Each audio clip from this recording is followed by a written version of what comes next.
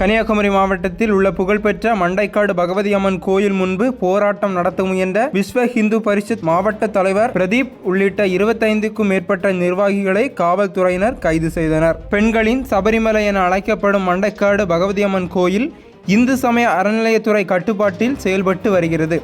தமிழகம் மற்றும் கேரளா உள்ளிட்ட பல்வேறு பகுதிகளில் இருந்து தினமும் ஆயிரக்கணக்கான பக்தர்கள் இந்த கோயிலுக்கு தரிசனத்திற்காக வருகை தருகின்றனர்.